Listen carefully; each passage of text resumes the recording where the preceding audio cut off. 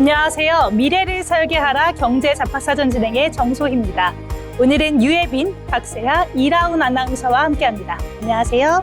안녕하세요.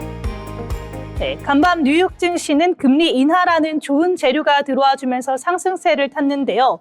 반면에 우리 증시 영 힘을 받지 못한 모습입니다. 12시를 기점으로 급락한 국내 증시는 반등하지 못한 채 마감했는데요. 역시나 외국인들이 대거 떠나면서 시장이 크게 흔들린 모습입니다. 오늘 이와 관련한 내용들 자세하게 알아보려고 하는데요. 먼저 간밤 마감한 뉴욕 증시 어떤 모습이었는지 유예빈 아나운서가 전해주도록 하겠습니다. 네, 드디어 결전의 날이 밝았습니다. 미국의 올해 마지막 FOMC가 마무리됐죠. 예상대로 미국의 기준금리는 0.25%포인트 인하됐습니다. 연준이 올해 세 번째이자 4연속 금리 인하를 단행하면서도 이제 미국의 기준금리는 3.5%에서 3.75%가 됐고요. 우리나라와의 금리 차이는 1.25%포인트가 됐는데요. 그럼 오늘 나온 연준의 메시지 그리고 파월장의 발언에 따라 증시는 어떻게 움직였는지 확인해 보겠습니다. 간밤 뉴욕 증시 3대 지수 모두 강세로 마감했습니다. 특히 그동안 지속됐던 금리 불확실성이 일단락되자 시장은 안도감을 보이며 전반적으로 상승 흐름을 이어갔는데요. 보시는 것처럼 다우지수는 전일 대비 1.5% 상승하면서 48,000선을 넘어서 48,057포인트에서 마감을 했고요. 나스닥은 0.33%, S&P 500지수는 0.67% 상승으로 장을 마쳤습니다. 이렇게 세 지수 모두 장중 변동성은 있었지만 결국 우상향으로 마무리됐습니다. 이어서 오늘장 섹터별로 한번 짚어보겠습니다. 일단 간밤에 있었던 금리 인하 수혜주로 분류되는 금융주가 가장 눈에 띄는데요. JP모건이 3.19% 강등을 보였고요. 그 외에도 이메일 소비재주, 부동산 주가 역시 금리 인하 수혜를 얻은 것으로 보입니다. 기술주 살펴보시면 먼저 엔비디아가 최근 긍정적인 뉴스가 있었죠. 로이터 통신에 의하면 중국의 바이트댄스와 알리바가 엔비디아 측의 H200 구매를 문의한 것으로 확인되면서 초반에는 소폭 올랐습니다만 오늘은 보시는 것처럼 0.6% 이렇게 쉬어가는 하루를 보냈는데요. 여기서 이유는 블랙웰 생산 집중으로 인해 당장 공급이 어렵다라는 점이 차익 실현 매물을 불러일으킨 것으로 보입니다. 또 딥시크가 수출 금지된 블랙웰을 사용하고 있다는 실체가 드러나면서 엔비디아의 주가에 부정적인 영향을 미친 것으로 보입니다. 그런 가운데 마이크론의 주가는 오늘도 질주를 계속해서 이어가고 있는데요. 무려 4.5% 급등입니다. 정말 엄청난 상승 흐름을 보여주고 있는 요즘인데요. 마이크론은 오는 17일에 실적 발표를 앞두고 있죠. 최근 월가의 IB들이 목표가를 계속해서 높여가고 있는데요. 마이크론 강세의 여파로 여타 반도체주들 역시 분위기가 좋아 보입니다. 필라델피아 반도체 지수 역시 오늘 1.3% 상승으로 기분 좋게 마무리했습니다. 자, 그럼 글로벌 뉴스 살펴보겠습니다. 앞서 말씀드린 것처럼 연준이 기준금리를 0.25% 인하하면서 주식시장은 대체로 강세 흐름을 보였죠. 다만 국채금리와 달러 가치는 반대의 모습을 보였습니다. 먼저 국채금리는 오늘 일제히 하락했는데요. 10년 만기 미국채 수익률은 4.15%로 전장보다 3베이시스 포인트 하락했고요. 2년물 수익률은 3.55%, 7베이시스 포인트 하락하며 단기물 중심의 낙폭이 특히 두드러졌습니다. 연준이 지급준비금을 충분히 유지하기 위해서 단기 국채 매입을 시작하겠다고 밝힌 점이 금리 하락의 원인이 되는 것으로 보이는데요. 마찬가지로 달러 가치도 크게 떨어졌습니다. 달러 인덱스는 전장 대비 0.44% 하락하며 약 3개월 만에 최대 낙폭을 기록했습니다. 이렇게 외환시장에서 달러 매도세가 강화된 모습을 볼 수 있는데요. 연준은 경제 상황을 지켜보며 추가 완화 여부를 신중하게 판단하겠다는 방침을 재확인했습니다. 네, 다음 뉴스는 반도체 제조사 인텔과 AMD, 텍사스 인스트루먼트의 반도체가 러시아산 무기에 포함됐다며 러시아 제재 위반 혐의로 소송에 휘말렸습니다. 미국 블룸버그 통신에 따르면 우크라이나인 수십 명이 이들을 상대로 텍사스주 법원에 집단 소송을 제기했는데요. 원고 측은 기업들이 러시아로 반도체가 흘러가는 사실을 알고도 막지 않았다고 주장하고 있습니다. 실제로 2023년부터 올해까지 우크라이나를 공격한 러시아의 드론과 순항미사일 KH-101 그리고 탄도미사일 이스칸데르 등에서 이들 기업이 만든 칩이 발견된 점을 근거로 들었습니다. 또 계열사인 마우저 일렉트로닉스가 러시아 측 유령 회사를 통해서 반도체 이전에 관여했다는 의혹도 제기했는데요. 원고 측 변호인은 이 기업들을 죽음의 상인이라 비난하며 미국의 제재를 무력화하고 있다고 주장했습니다. 이에 대해 인텔은 전쟁 직후 러시아와 벨라루스 고객 대상 제품 출하를 즉시 중단했다며 수출 규제를 철저히 준수하고 있다고 반박했습니다. AMD와 텍사스 인스트루먼트는 논평 요청에는 응하지 않았지만 과거 제재 규정을 지켜왔다고 밝힌 바 있습니다. 자, 그럼 다음으로 아마존 소식 살펴보겠습니다. 아마존이 인도 시장에 약 50조 원 규모의 대규모 투자를 발표했습니다. 2030년까지 AI 클라우드, 물류 인프라 강화를 중심으로 인도를 핵심 성장 거점으로 키우겠다는 계획인데요. 아마존은 이번 발표에서 총 350억 달러, 우리 돈 약 50조 원 이상을 투입해 AI 최적화 인프라와 AWS 데이터 센터 확충, 그리고 현지 물류센터와 배송망을 강화하겠다고 밝혔습니다. 같은 시기 마이크로소프트도 175억 달러를 투자하며 글로벌 IT 기업들의 인도 AI 투자 경쟁이 본격화되고 있습니다. 아마존은 전자상거래 부문에도 투자를 늘리면서 인도 중소기업의 해외 수출을 확대하고 2030년까지 약 380만 개의 일자리 지원이 가능할 것으로 전망했습니다. 다음으로는 화이자 소식입니다. 글로벌 제약사 화이자가 스위스에서 대규모 인력 감축에 나섭니다.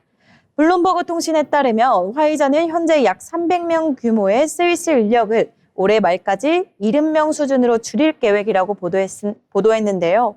스위스 내 사업 경쟁력이 약화되면서 200명 이상의 감축하는 결정이 내려진 겁니다. 화이자는 코로나19 팬데믹 이후 백신과 치료제 매출이 크게 줄었는데요. 이에 따라 2027년까지 약 77억 달러의 비용 절감 계획을 이미 발표한 바 있습니다. 이번 구조조정 역시 이러한 비용 절감 정책의 일환으로 해석되고 있습니다. 또한 화이자는 지난 9월 스위스 책임자를 교체한 적이 있는데요. 그 직후 이번 인력 감축 계획이 발표되면서 스위스 조직 재편이 속도를 내고 있다는 평가가 나오고 있습니다. 지금까지 미증시 마감 상황과 글로벌 이슈를 전해드렸습니다. 네, 예빈 아나운서가 미증시 마감 시황 자세하게 잘 전해주셨습니다.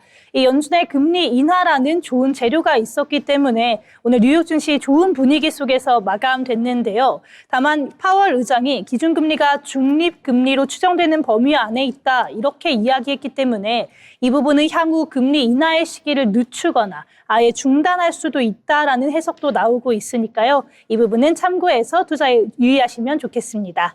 그럼 이어서 알아두면 좋은 이슈들을 정리한 모이슈 시간입니다. 오늘은 박세아 아나운서가 준비했는데요. 오늘은 어떤 내용 들고 오셨을까요? 네, 오늘 제가 준비한 소식은 1인 가구 급증에 대한 이야기입니다. 최근 1인 가구가 폭발적으로 증가하고 있는데요. 지난해 1인 가구가 사상 처음으로 800만 가구를 넘어섰습니다. 전체 가구 수 중에 36.1%를 차지하면서 서울에서는 10집 중 4집이 1인 가구로 집계됐다고 합니다. 왜 이런 변화가 일어난 건지, 경제와 사회에는 어떤 영향을 미칠지 함께 살펴보겠습니다. 지난 5년간 1인 가구는 200만 가구가 급증했습니다. 최근 10년간 1인 가구 비중은 꾸준히 상승해왔고요. 단 한 번도 감소한 적이 없는데요. 이 변화의 가장 큰 원인으로 꼽히는 건 고령화와 만혼입니다. 1인 가구 중 20%는 70세 이상의 고령자들이고 또 30세 미만이 18%를 차지하고 있습니다. 문제는 이들의 소득과 자산이 전체 가구 대비 낮다는 건데요. 지난해 1인 가구의 평균 연소득은 3,423만 원으로 전체 가구의 46.1% 수준에 그쳤습니다. 반면 소비 지출은 월 168만 9천 원으로 전체의 58% 수준입니다. 소득 대비 지출 비중이 높다 보니 경제적 압박도 클 수밖에 없겠죠. 자산 부문에서도 1인 가구는 일반 가구와 큰 격차를 보였습니다. 올해 기준 1인 가구 자산은 평균 2억 2,302만 원으로 전체의 39.3% 수준입니다. 1인 가구의 주거 형태 또한 상대적으로 열악합니다. 주택을 소유한 1인 가구는 32%에 그쳐 전체의 56.9%에 비해 25%포인트 낮았습니다. 주거 안정성이 삶의 질에 큰 영향을 미친다라는 점에서 심리적 스트레스와도 밀접한 영향이 있을 것으로 보입니다. 실제로 올해 1인 가구 중 48.9%가 평소에 외로움을 느낀다라고 답했습니다. 여기서 중요한 점은 1인 가구의 여가 시간이 상대적으로 길다는 겁니다. 1인 가구의 평균 여가 시간은 평일 4.5시간, 주말 6.4시간으로 전체 가구 평균보다 각각 0.8시간, 0.7시간 길었습니다. 행정안전부 고규창 차관은 1인 가구의 증가 추세가 앞으로도 계속 이어질 것으로 보인다고 전망했습니다. 그러면서 1인 세대 라이프 스타일이 사회와 경제, 문화 등 전반에 걸쳐 영향을 미칠 것으로 예상돼 정책 설계가 필요하다라고 설명했는데요. 1인 가구가 겪고 있는 경제적 불안정, 주거 불안정, 사회적 고립 문제를 개선할 수 있는 사회적 안전망이 필요해 보입니다. 모이슈였습니다. 네, 모이슈 오늘 1인 가구에 대한 내용 잘 전해주셨습니다. 특히나 이 소득은 적지만 소비 성향이 높다라는 점이 인상적인데요. 기업들도 이 800만 솔로 이코노미 시장을 잡기 위해서 편의점, 소형 가전, 간편식 같은 맞춤형 전략에 사활을 걸고 있기도 합니다. 이렇게 인구 구조가 바뀌게 된다면 돈의 흐름도 바뀌기 때문에 이 부분도 기억해 두시면 좋을 것 같습니다.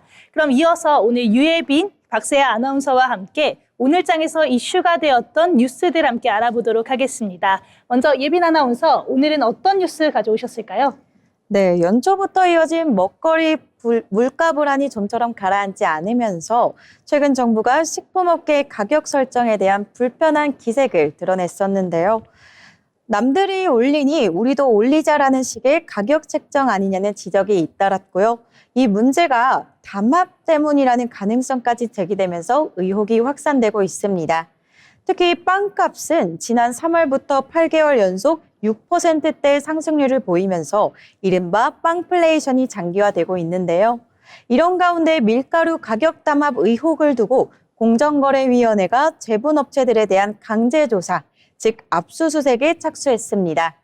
이번 조사 대상에는 대한제분, CJ제일제당, 사조 동아원 등 국내 주요 제품 회사들이 포함된 것으로 알려졌는데요. 공정위는 수년간 이들 기업이 가격 정보를 서로 공유하거나 시장 점유율을 고려해서 밀가루 가격을 공동으로 인상한 정황이 있는지 들여다보고 있습니다. 식품 가격 상승이 장기화된 상황에서 만약 담합이 사실로 확인될 경우 소비자 부담이 부당하게 커졌던 셈이라 조사 결과에 대한 관심이 큰 상황이 될 것으로 보입니다. 다음 소식입니다. 일론 머스크가 이끄는 우주기업 스페이스X가 내년 증시 상장을 추진하고 있습니다. 블룸버그 통신은 스페이스X의 기업 가치는 약 1조 5천억 원 달러, 우리 돈 2천조 원 규모로 평가되면서 상장이 이뤄질 경우 역대 최대 규모 IPO가 될 것이라고 전했습니다. 스페이스X는 300억 달러 이상의 자금 조달을 목표로 하고 있는데요. IPO 시기는 내년 중후반이 유력하지만 시장 상황에 따라 변동 가능성이 있을 것으로 보입니다. 로이터 통신 역시 스페이스X가 내년 6월에서 7월을 상장을 목표로 하면서 은행들과 논의 중이라고 밝혔고요. 기업 가치가 1조 달러를 넘을 수 있다고 전했습니다. 전문가들은 스페이스X가 AI 기술을 우주공학에 적용하고 화성 탐사용 우주선인 스타쉽 개발을 가속화하기 위해서 대규모 자금이 필요해졌다고 분석했는데요. 블룸버그는 스페이스X의 올해 매출이 약 150억 달러, 내년에는 220억에서 240억 달러로 늘어날 것으로 전망했습니다. 제가 준비한 뉴스는 여기까지입니다. 네, 국내와 글로벌 뉴스 잘 들어봤습니다.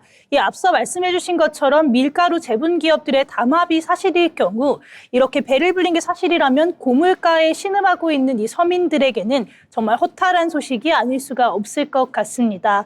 이 반면에 스페이스X의 상장 소식 굉장히 반가운데요. 내년 글로벌 증시에 뜨거운 활력을 불어넣어 줄 수 있을 것 같습니다. 우리 우주 산업의 도약도 기대해 볼 만하겠습니다. 그럼 이어서 박세아 아나운서 아나운서가 준비한 뉴스 함께 만나보도록 하겠습니다. 어떤 뉴스 준비하셨을까요? 네, 제가 전해드릴 소식은 최근 대규모 개인정보 유출 사태에 책임을 지고 사임한 쿠팡 박대준 대표이사 소식입니다.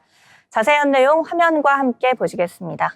쿠팡 박대준 대표이사는 최근 개인정보 사태에 대해 국민께 실망을 드린 점에 대해 매우 송구하게 생각한다며 이번 사태의 발생과 수습 과정에서의 책임을 통감하고 모든 직위에서 물러나기로 했다고 밝혔습니다. 이에 대해 미국 본사는 이번 사태를 적극적으로 수습하고 고객들의 불안감을 해소하기 위해 해롤드 로저스 최고 관리 책임자 겸 법무총괄을 임시 대표로 선임했다고 밝혔습니다. 로저스 신임 임시 대표는 개인정보 유출 사태에 따른 고객 불안을 해소하고 또 대내외적인 위기를 수습하는 한편 조직 안정화에 주력한다는 방침입니다. 한편 대규모 개인정보 유출 사태를 계기로 탈퇴 절차가 지나치게 복잡하다라는 지적이 나오면서 본격적으로 구독 해지 절차를 간소화하는 작업도 시작됐습니다. 그간 구독 해지 시 무료 이용권 제한을 통해 회원 유지를 유도한 방식은 소비자들의 해지권 침해라는 비판을 받아왔습니다. 이에 쿠팡은 구독 해지 시 일부 회원에게 무료 이용권을 제공하며 회원 유지를 권유하던 절차를 삭제한 것으로 확인됐습니다. 이와 함께 쿠팡은 전반적인 탈퇴 절차도 간소화했는데요. 쿠팡은 탈퇴 절차에서 PC 버전으로 이동 단계를 삭제해 모바일에서도 탈퇴할 수 있도록 기능을 추가했고요. 주관식 설문조사는 의무형에서 선택형으로 전환했습니다. KT에 이어 쿠팡까지 연이어 발생한 개인정보 유출 사고, 자신의 정보가 불법 사이트에서 거래될 수 있다는 가능성에 사용자들의 불안감은 커지고 있습니다. 개인정보 보호와 보안 강화를 위한 기업들의 노력이 필요해 보입니다. 네, 다음 소식은 국제 은값이 사상 처음으로 온스당 60달러를 돌파했다는 소식입니다. 블룸버그 통신에 따르면 지난 9일 은 가격은 전날 대비 4.5% 상승하며 온스당 60.77달러를 기록했습니다.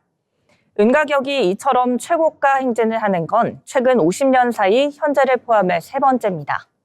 한편 올해 은 가격 급등은 복합적인 원인이 맞물린 결과라는 분석이 나옵니다.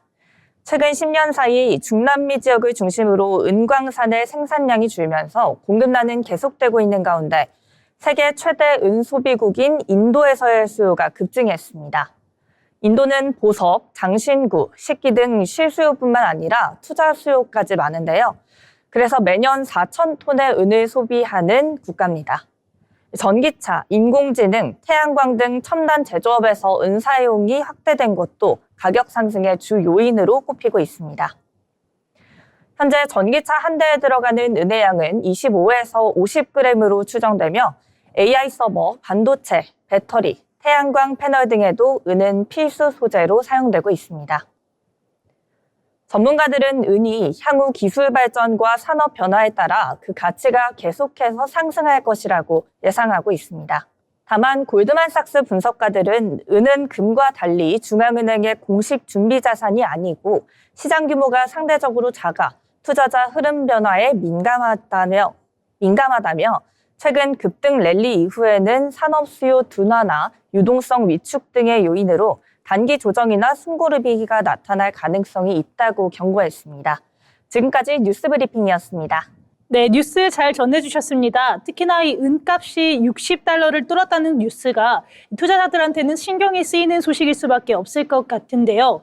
과거에 은은 금보다 못한 2등 귀금속이라는 취급을 받았지만 지금은 상황이 완전히 달라졌습니다. 이 AI 서버와 전기차, 태양광 패널까지 미래 산업의 혈관 역할을 할 수 있기 때문인데요. 이렇게 지금의 가격 상승은 단순한 투기가 아니라 산업 구조가 바뀌면서 생기는 구조적인 수요일 수 있다는 점 체크해 보시면 좋을 것 같습니다.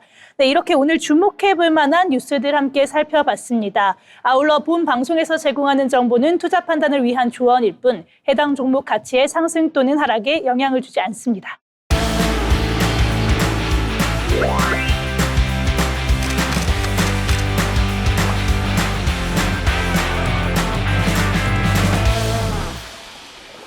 안녕하세요. 어디 갈까 시간입니다. 이제는 기온이 영하까지 뚝 떨어지면서 정말 추워졌는데요.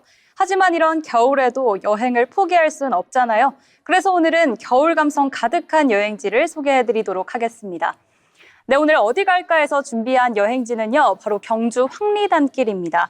황리단길은 경주 황남동에 있는 거리인데요. 한옥 감성으로도 유명한 곳이죠. 특히 겨울에는 사람들이 많이 없어서 조용히 여행하기 좋다는 장점이 있습니다. 지금부터 화면 보시면서 경주 황리단길의 겨울 매력에 푹 빠져보시죠. 네, 첫 번째 먼저 보이는 화면은요, 대릉원 능입니다. 황리단길 근처에 있어서 걸어서도 쉽게 접하실 수 있는데요. 겨울에는 나무잎이 많이 없어서 능이 선명하게 보인다는 장점이 있습니다. 하늘도 탁 트여 있고 전체적으로 깔끔한 분위기를 느끼실 수 있습니다. 네, 다음은 황리단길 남쪽 방향의 골목인데요. 한옥 지붕, 그리고 흰 담장, 그리고 좁은 길이 이어져 있습니다. 겨울 햇빛이 담장에 딱 떨어져서 사진 찍기 너무 좋고요. 무엇보다 사람이 많지 않아서 조용히 산책하기 좋습니다. 황리단길 겨울을 대표하는 분위기라고도 할 수 있습니다. 네, 다음은 경주의 감성 카페인데요. 황리단길 하면 한옥 카페를 빼놓을 수가 없죠. 이 사진처럼 경주에는 한옥을 개조한 카페가 많습니다. 그래서 한옥 감성을 느끼시기에는 가장 최적화된 곳이라고 말씀드리겠습니다. 네, 겨울에는 따뜻한 조명 덕분에 아늑한 분위기를 느끼실 수 있는데요. 카페마다 중정, 작은 마당, 테라스가 있어서 앉아만 있어도 여행하는 분위기를 느끼실 수 있습니다. 네, 여기 보이는 카페도 한옥 본래 형태를 잘 살린 곳인데요. 문을 열고 들어가서 나무 향과 함께 따뜻한 실내가 이어져서 겨울철에 쉬어가기 좋은 곳입니다. 황리단길 카페 투어는 한옥과 겨울 햇살, 이 조합이 사진 찍으러 오시는 분들이 정말 많은 조합입니다. 눈 오거나 날이 쌀쌀해져도 카페 실내로 들어가서 쉬어가기 좋습니다. 네, 다음은 야경 명소인데요. 네, 여기 보이시는 이 장소는 동궁과 월지입니다. 황리단길에서 차로 근거리라서 많이들 묶어서 여행하십니다. 네, 그리고 밤이 되면 건물이 연못에 반사돼서 이렇게 선명한 야경을 즐기실 수 있는데요. 특히 겨울엔 공기가 차가워서 사진이 더 깨끗하게 나온다는 장점이 있습니다. 네, 그리고 조명이 물 위에 이렇게 길게 드리워지는 모습인데요. 이 사진은 같은 장소를 옆쪽에서 본 모습입니다. 이렇게 조금씩만 걸어도 다른 풍경이 펼쳐지는 곳입니다. 네, 밤 산책 코스로 편하게 둘러보기 좋아서 꼭 추천드리는 코스입니다. 네, 그리고 바로 옆에는 황리단길 내부의 밤 풍경인데요. 카페와 가게마다 따뜻한 전등을 이용해서 골목 자체가 은은하게 퍼지는 모습입니다. 밤이 되면 낮보다 더 차분하고 걷기 좋은 느낌이 드실 겁니다. 네, 그리고 겨울 황리단길에는 정말 먹거리가 많은데요. 경주하면 여러분 혹시 뭐가 생각나시나요? 저는 경주빵이 가장 먼저 생각나는데요. 그 외에도 먹을 만한 먹거리들이 정말 많습니다. 네, 첫 번째로 보이시는 이 옥수수, 바로 옥수수 컵에 담겨 있어서 손난로처럼 가볍게 들고 다니시기에도 좋은데요. 정말 사람들이 한 번 먹으면 계속 먹게 되는 중독성 때문에 마약 옥수수라고도 불린다고 합니다. 네, 다음은 10원 동전빵인데요. 모양도 동전같이 생겨서 사진 찍기에도 너무 좋고요. 안에 치즈가 가득 들어있어서 남녀노소 즐기기에도 좋은 간식입니다. 네, 그리고 마지막은 쫀득이가 있습니다. 걷다가 금방 이렇게 간편하게 드시기에도 좋고요. 라면 스프와 설탕이 솔솔 뿌려져 있어서 모두가 좋아할 만한 간식입니다. 네, 마지막으로는 황리단길에서 느껴지는 경주만의 역사 분위기입니다. 황리단길은 대릉원, 첨성대, 교촌 마을과 가까운 위치라서요. 길을 걷기만 해도 한옥 지붕과 전통 가옥, 자연스럽게 보일 수 있습니다. 겨울에는 배경이 더 깔끔하게 보여서 사진 찍기에도 좋은 코스입니다. 황남동 일대에는 지붕 라인이 일정하고 건물 배치가 차분해서 고도 느낌이 살아있는데요. 황리단길이 역사 도시 안의 카페라고 불리는 이유이기도 합니다. 네, 이렇게 겨울에 가기 좋은 경주 황리단길을 소개해드렸습니다. 조용한 골목 산책, 그리고 한옥 카페, 야경, 먹거리까지 짧게만 다녀와도 정말 만족도가 큰 여행지인데요. 겨울 여행 계획 중이시라면 꼭 한번 방문해보시면 좋을 것 같습니다. 지금까지 어디 갈까였습니다.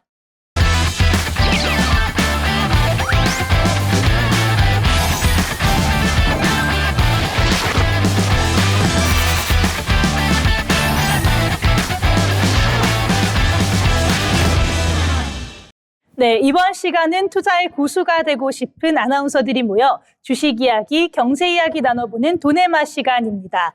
먼저 오늘 마감한 국내 증시 마감 상황부터 살펴보겠습니다. 이라윤 아나운서 전해주시죠. 네, 오늘 12월 11일 마감 증시 시황 전해드리도록 하겠습니다. 오늘 양시장 모두 파란불 켜내며 장 마감했는데요. 네, 코스피 오늘 0.59% 하락한 4,110선에 장 마감했습니다. 오늘 코스닥의 경우 0.04% 하락하며 934선에 거래를 마쳤습니다. 네, 이어서 투자자별 매매 동향 알려드릴 텐데요. 오늘 개인과 외국인은 오늘 매수세를 보이는 반면 기관은 매도세를 보이며 7,747억 원 물량을 내놓는 모습 보였습니다. 네, 코스닥의 경우 개인과 외국인 모두 사자세를 보이는 모습이지만 기관은 365억 원 파는 모습을 보였습니다. 네, 그리고 코스피 시총상위 1위부터 10위까지 알려드리겠습니다. 삼성전자의 경우 0.65% 하락하며 107,300원에 장을 마쳤습니다. SK하이닉스 3.75% 하락하며 56만 5천 원에 장 마감했습니다. 네, 이어서 두산 에너빌리티 0.65% 상승한 7만 7,300원에 거래를 마쳤습니다. KB금융 0.24% 상승하며 12만 4,800원에 거래를 마쳤습니다. 네, 이어서 코스닥 시총상위 1위에서 10위까지 알려드리겠습니다. 네, 알테오젠, 에코프로비엠, 에코프로 오늘 모두 하락세를 나타내는 모습입니다. 네, 알테오젠 0.66% 하락한 45만 3,500원에 장 마감했고요. 에코프로비엠과 에코프로 동시에 3%대 하락세를 보였습니다. 네, 펩트론은 2.85% 하락하며 27만 2,500원에 거래를 마쳤습니다. 네, 이상 국내 증시 마감 시황이었습니다. 네, 오늘 국내 증시 마감 시황 알아봤습니다. 오늘 국내 증시 파월의 비둘기파 발언에 코스피가 상승 출발을 했지만 12시를 기점으로 코스피와 코스닥 모두 크게 하락했는데요. 그러면서 코스피와 코스닥 모두 기관의 매도세가 가장 컸는데 그나마 다행인 건 개인과 외국인이 쌍끌이 매수를 해주면서 어느 정도 방어를 해줬다는 점이었습니다. 덕분에 양대 지수 모두 약보합권에서 마무리를 했는데요. 내일은 상승으로 마감하는 하루이기를 바라보도록 하겠습니다. 그래도 오늘 장에서 또 상승한 종목들이 있었습니다. 오늘은 어떤 종목들이 시장의 주목을 받았는지 지금부터 하나씩 알아보도록 하겠습니다. 먼저 예빈 아나운서, 오늘은 어떤 종목 가져오셨을까요? 네, 저는 오늘 동양고속을 준비했는데요. 동양고속이 서울고속버스터미널 재개발 기대감에 힘입어 6거래일 연속 상한가를 기록하고 있습니다. 오늘까지 상한가 행진을 이어가며 시장에 관심을 집중시키는 모습인데요. 주가가 급등한 배경에는 서울고속버스터미널 부지 재개발 이슈가 자리하고 있습니다. 서울시는 지난달 26일 서초구 서울고속버스터미널 부지 복합 개발을 위해서 신세계 센트럴시티 그리고 서울고속버스터미널과 본격적인 사전 협상에 착수했다고 발표했습니다. 개발 대상 면적은 약 14만 6천 제곱미터에 달하는 대규모 사업인데요. 동양고속은 신세계 센트럴시티 그리고 천일고속과 함께 서울고속버스터미널의 지분 0.17%를 보유하고 있습니다. 비록 이렇게 지분율은 적지만 재개발이 본격 추진될 경우 지분 가치가 상승할 수 있다는 기대감이 투자 심리를 강하게 자극한 것으로 보입니다. 네, 그럼 차트 한번 살펴보겠습니다. 12월 11일 오늘 동양고속 49,300원에서 시작했는데요. 69,900원으로 종가 형성했습니다. 네, 동양고속 소식 잘 알아봤습니다. 요즘 들어서 정말 동양고속 이야기 자주 들리고 있는데요. 역시 강남의 노른자 위에 있는 개발 소식은 시장을 뒤흔드는 강력한 열쇠인 것 같습니다. 하지만 현재 동양고속이 보유한 지분이 불과 0.17%이기 때문에 묻지마 투자가 과열되는 양상도 있으니까요. 이 부분은 경계해 볼 필요도 있을 것 같습니다. 네, 그럼 이어서 제가 가져온 종목 한번 만나보려고 하는데요. 오늘 시장에서 가장 주목받은 섹터, 바로 건설주 이야기를 빼놓을 수가 없겠는데요. 서울시의 재건축 사업 신속화와 정부의 주택 공급 확대 기조에 대한 기대가 커지면서 오늘 건설주들 급등하는 모습이었습니다. 상승 배경에는 서울시가 대림 1구역 재개발에 신통기획 2.0을 적용하면서 정비사업 기간을 대폭 단축한 점을 들 수 있겠는데요. 해당 사업지는 올해 3월 정비구역으로 지정됐고요. 11월에 추진위원회 승인까지 완료되면서 보통 18년 이상 걸리던 정비 기간이 약 12년으로 줄어들 전망을 보이고 있습니다. 서울시는 공정촉진회의 운영과 갈등 관리 책임관 배치 등을 통해서 내년 상반기 조합 설립 인가를 목표로 속도를 내고 있는 중입니다. 사업성 개선도 투자 심리를 자극했는데요. 서울시는 2030 기본계획을 반영하면서 용도 지역을 2종 일반 주거지역에서 3종으로 상향을 했고요. 사업성 보정 개수와 허용 용적률 인센티브를 적용을 함으로써 용적률도 250%에서 285%로 높였습니다. 이와 함께 약 1만 5천 톤 규모의 지하 저류조 설치, 공영주차장 253면 조성 등 기반시설 확충 계획도 공개했는데요. 그러면서 투자자들의 관심이 더욱더 몰리는 모습이었습니다. 이 정부의 공급 확대 기조도 건설주에 힘을 실어주는 모습입니다.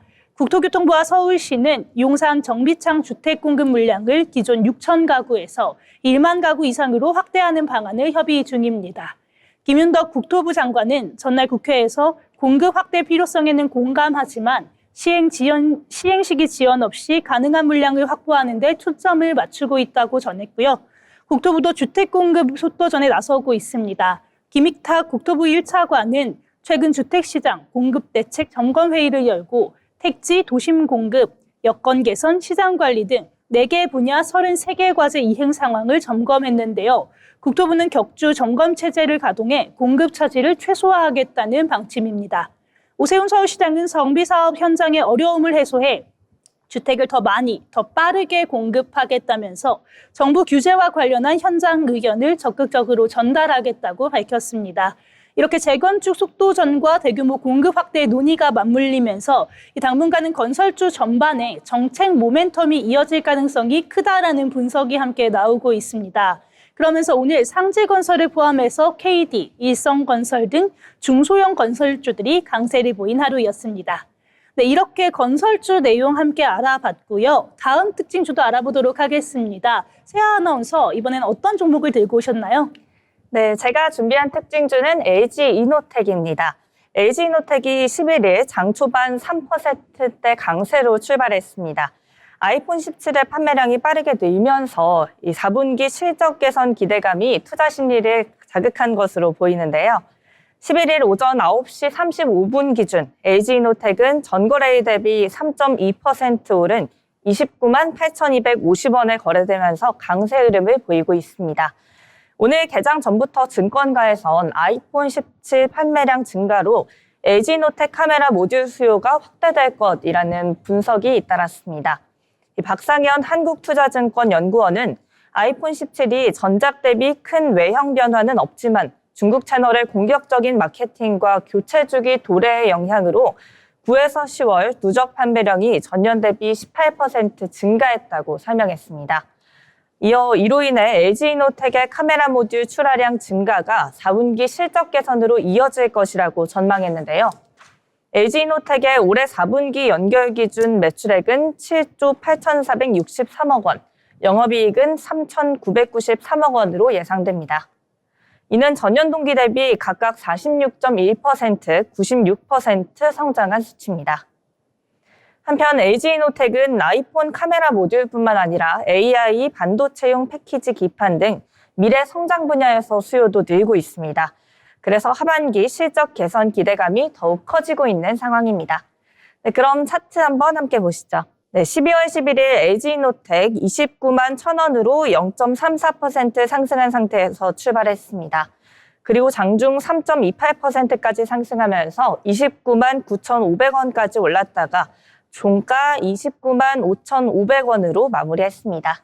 네, LG이노텍 소식 알아봤습니다. 이렇게 아이폰 17의 판매 덕분에 LG이노텍이 실적 수혜를 보고 있는데요. 또한 최근에 LG이노텍이 탄소 배출을 절반으로 줄이는 IC 기판을 개발했다는 소식을 전했습니다. 이런 소식들이 앞으로 얼만큼 실적 개선에 청신호를 켤 수 있을지 주목해보면 좋을 것 같습니다. 네, 이어서 다음 종목은 예빈 아나운서가 준비했는데요. 어떤 종목일까요? 네, 최근 들어서 기대감을 안고 있는 종목이죠. 녹십자가 면역 글로불린 신약 알리글로의 미국 내 고성장 기대감에 힘입어 계속해서 강세를 보이고 있습니다. 한양증권에 따르면 알리글로는 올해 3분기까지 누적 매출 총 5,600만 달러, 하나로 약 824억 원을 기록했는데요. 4분기에만 4,200만 달러, 약 618억 원 매출이 예상됩니다. 이에 따라 올해 총 매출은 9,800만 달러, 약 1,441억 원 수준으로 전망되는데요. 증권가는 알리글로의 내년 매출 목표를 1억 6천만 달러, 2028년에는 3억 달러로 제시하면서 연매출 1조 원 규모의 블록버스터 가능성도 언급했습니다. 자, 그러면 녹십자의 차트 한번 살펴보겠습니다. 12월 11일 오늘 녹십자는 13만 5,800원으로 시작을 했는데요. 장중에는 15만 4,800원을 찍었다가 마지막에는 15만 2,100원으로 종가 형성했습니다. 네, 이렇게 녹십자 소식도 함께 알아봤습니다. 마지막으로 제가 가져온 특징주 소개하려고 하는데요. 오늘 시장에서 가장 뜨거운 불기둥을 뿜어낸 종목, 바로 하림지주입니다. 오늘 하림지주 장중에 가격 제한폭까지 치솟으면서 상한가 기록했는데요. 지난 10월 7,000원대에 머물렀던 주가가 불과 한 달 반 만에 60% 가까이 상승하면서 박스권을 강하게 돌파하는 모습이었습니다. 이 오늘 급등의 가장 강력한 기폭제, 바로 양재동 도시첨단 물류단지 개발 산업의 본격화된 기대감 때문인데요. 이 하림지주의 100% 자회사인 하림산업이 보유한 서초동 양재동 부지는 물류와 주거, 업무시설이 결합된 지하 8층, 지상 59층의 규모의 랜드마크로 변모할 예정이라고 합니다. 여기에 더해서 현재 하림지수가 굉장히 저평가되고 있다는 분석까지 나오면서 주목을 받았는데요. 또한 실적 전망도 굉장히 밝은 상황입니다. 그렇다 보니 증권가에서는 PBR 0.3배 미만의 극저평가 상태에서 개발 모멘텀이 터진 만큼 중장기적인 우상향 가능성을 높게 보고 있습니다. 만년의 저평가 서름을 딛고 비상하고 있는 하림지주이기 때문에 이 부분도 주목해 보시면 좋을 것 같습니다. 네, 이렇게 오늘 시장에서 주목할 만한 종목들 함께 알아봤는데요. 오늘 전해드린 종목들 참고하셔서 포트폴리오 구성해 보시면 좋을 것 같습니다. 우리 다음으로 만나볼 코너는요. 사회에 굉장히 다양한 기업들이 있죠. 어떤 역사를 가지고 있고 어떤 방향성을 가지고 있는지 아는 것이 투자 판단의 기본이 될 때가 있는데요. 이런 다양한 기업들의 이야기를 전해주는 기업사전 시간입니다. 세아 아나운서, 오늘은 어떤 기업을 준비하셨을까요? 네, 오늘은 국내 대표적인 은행이죠. 우리은행에 대해서 살펴보겠습니다. 최근 우리은행 직원이 기지를 발휘해 고객이 당할 뻔한 2억 원의 보이스피싱 피해를 막아낸 소식이 보도가 됐습니다. 이 훈훈한 소식을 전한 우리은행, 어떤 기업인지 살펴보겠습니다. 네, 우리은행은 1899년에 설립된 대한민국의 대표적인 종합금융기관이죠. 본사는 서울 중구에 위치하고 있습니다. 2002년 우리금융그룹이 설립되면서 현재는 기업금융, 소매금융, 글로벌금융 등 다양한 분야에서 종합적인 금융 서비스를 제공하고 있습니다. 또한 2002년 이후 디지털 혁신에 집중하면서 2020년부터는 AI 기반 대출 서비스, 모바일 뱅킹 강화, 비대면 서비스 확대 등의 변화를 선도하고 있습니다. 비즈니스 모델을 살펴보면요. 우리은행은 오랜 역사와 높은 브랜드 인지도를 자랑하고 있죠. 우리은행 비즈니스 모델은 이런 전통적인 은행업의 안정성 위에 미래 성장 동력을 확보하는 데 집중돼 있습니다. 가장 중요한 수익원인 핵심 사업은 크게 가계금융과 기업금융으로 나뉩니다. 특히 우리은행은 최근 수년간 기업금융 명가 재건을 최우선 과제로 내걸고 중소기업 및 중견기업 대출 경쟁력을 대폭 강화하고 있습니다. 이 기업 고객에게 작은 대출뿐만 아니라 컨설팅, 경영 지원 서비스를 연계하면서 토탈 솔루션을 제공하는 전략입니다. 나아가 비이자 수익 확대를 위해 자산관리 부문을 고도화하고 그룹 계열사들의 협력을 통해 투자은행 역량을 강화함으로써 다변화된 수익 구조를 구축하고 있습니다. 또한 디지털 채널인 우리원뱅킹을 중심으로 비대면 금융거래 비중을 높여 운영 효율성을 극대화하는 것도 핵심 비즈니스 모델의 한 축입니다. 네, 우리은행은 KB국민은행, 신한은행, 하나은행, NH농협은행과 함께 국내 5대 주요 시중은행으로 확고한 시장 위치를 점하고 있습니다. 우리은행의 가장 큰 경쟁력은 오랜 역사에서 비롯된 고객의 신뢰겠죠. 우리은행의 디지털 경쟁력 강화를 위해서 다양한 시도를 하고 있는데요. 앞서 언급했던 모바일 뱅킹 앱인 우리원뱅킹은 AI 기반 자산 관리와 대출 상품 추천을 포함한 종합 금융관리 플랫폼으로 자리 잡았습니다. 고객은 이 플랫폼을 통해 자산 관리, 투자 상품 추천, 비대면 대출 서비스를 한 곳에서 이용할 수 있습니다. 이와 함께 우리은행은 금융의 사회적 책임을 강조하며 상생금융과 사회공헌 활동도 적극적으로 펼치고 있습니다. 네, 마지막으로 최근 전략과 확장 방향입니다. 우리은행은 2024년 경영 전략회의를 통해 핵심 산업 집중, 미래금융 선도를 올해의 경영 목표로 설정하고요. 나아가 시중은행 당기순이익 1위 달성을 목표로 제시했습니다. 특히 글로벌 확장은 우리은행의 중요한 미래 성장 동력입니다. 동남아시아 지역을 중심으로 현지화 전략을 강화하면서 해외 수익 비중을 지속적으로 확대하고 있습니다. 또한 대표 캐릭터인 위비 프렌즈를 복귀시키고 마케팅을 강화하는 등 대외 이미지를 개선시키는 노력도 병행하고 있습니다. 네, 지금까지 우리은행에 대해서 자세히 알아봤습니다. 120년이 넘는 헤리티지와 함께 우리은행은 과거의 전통의 발판 삼아 미래금융을 선도할 준비를 마쳤습니다. 금융서비스의 경계가 허물어지는 격변의 시대 속 우리은행이 대한민국 금융혁신의 아이콘으로 자리매김할 수 있을지 앞으로의 행보가 기대됩니다. 네, 우리은행 관련한 내용 잘 들어봤습니다. 최근 정부 정책들 덕분에 금융주들 주목해보면 좋다는 의견 많이 나오고 있죠. 내년부터 고배당 분리과세 적용되는데 우리금융만 조건 충족이 가능하다는 의견이 나오기도 했으니까요. 이런 부분들도 참고해보시면 좋을 것 같습니다. 네, 다음으로는 증권사 리포트를 알기 쉽게 풀어드리는 투자 리포트 시간입니다. 예빈 아나운서, 오늘은 어떤 내용일까요? 네, 요즘 날씨가 추워지면서 많은 분들이 피부 고민 한 적 있으실 텐데요. 그러다 보니 최근 들어서 피부 재생 관련 분야가 인기라고 합니다.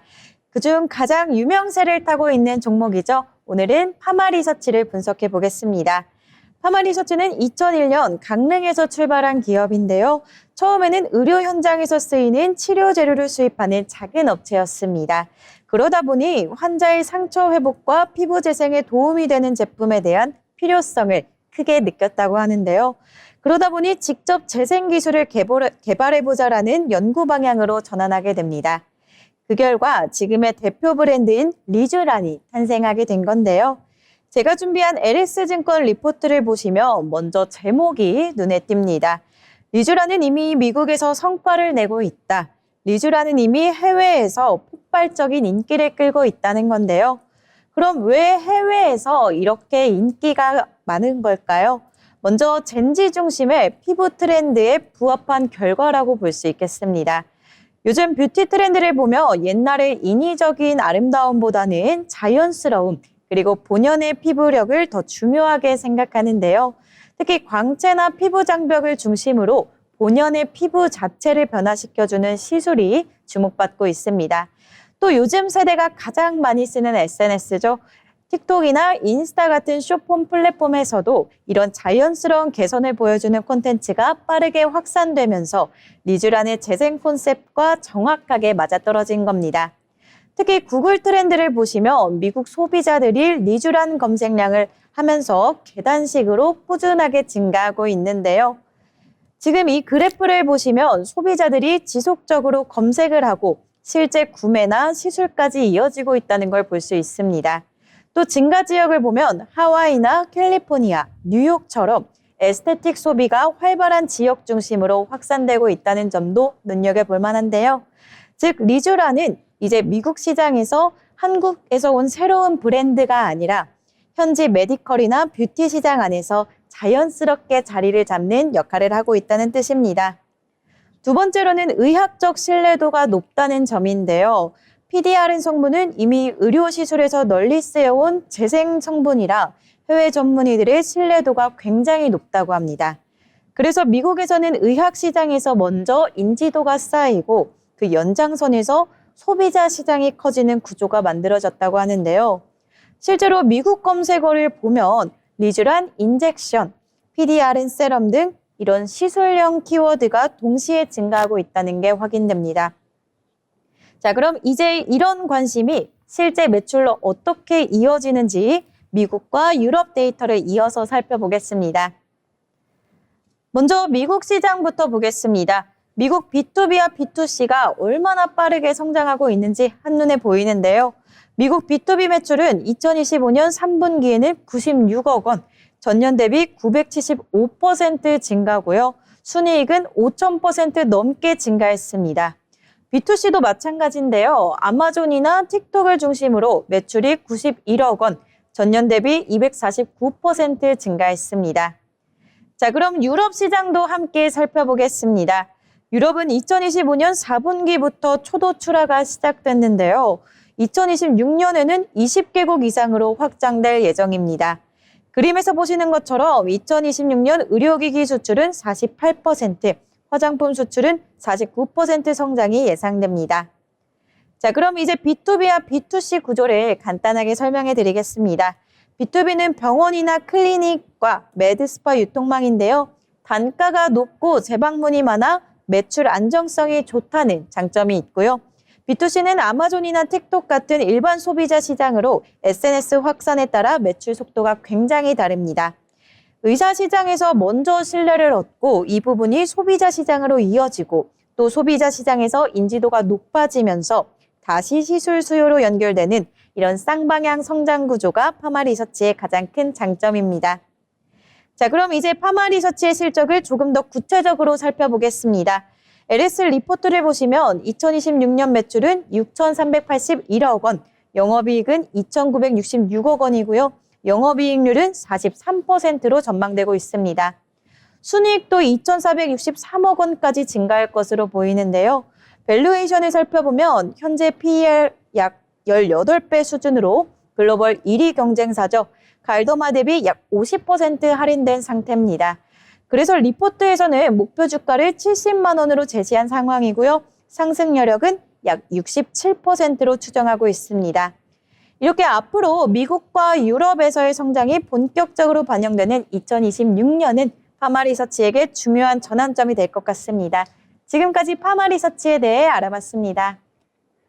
네, 본 방송에서 제공하는 정보는 투자 판단을 위한 조언일 뿐 해당 종목의 가치의 상승 또는 하락을 보장하지 않습니다.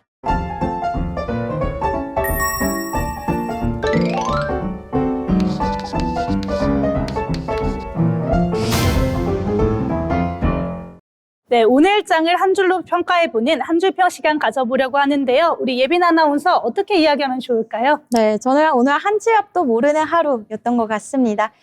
금리 인하라는 소식도 있었지만 또 달러는 올랐잖아요. 이렇게 계속해서 신경 써봐야 될 것 같습니다. 네, 그러면은 어떻게 생각하실까요? 네, 한치 앞도 모르는 하루라고 말씀해 주셨는데요. 그 와중에도 상승세를 나타내는 종목들이 있었다 보니 이 종목들을 관심 있게 지켜보고 또 내가 관심 있는 종목이 있다면 한번 투자해보는 것도 좋지 않을까 생각합니다. 네, 세아 아나운서 이야기까지 들어봤습니다. 저는 쨍하고 해뜰 날 돌아온다. 이렇게 이야기하도록 하겠습니다. 네, 오늘 저희가 준비한 방송은 여기까지입니다. 시청해주신 여러분 고맙습니다.